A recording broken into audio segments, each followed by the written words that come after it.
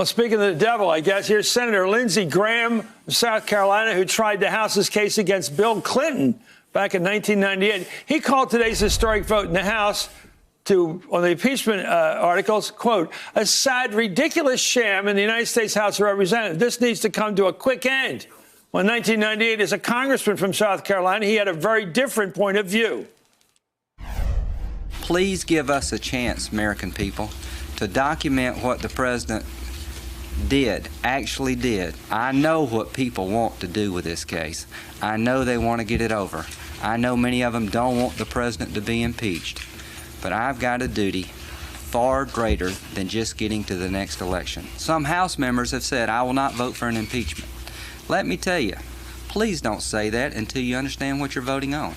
Members of the Senate have said, I understand everything there is about this case, and I won't vote to impeach the president. Please allow the facts to do the talking. Don't decide the case before the case is in. Chris, can I Barney, just say, what do you make of this guy right now? Very little. I think Lindsey has, he's been a master of the fake.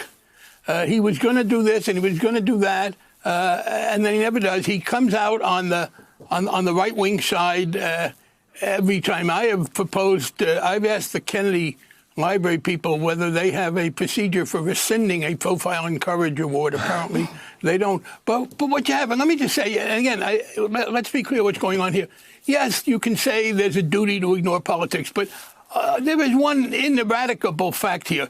If you want a question to be decided wholly without political influence, don't ask 535 politicians to make it.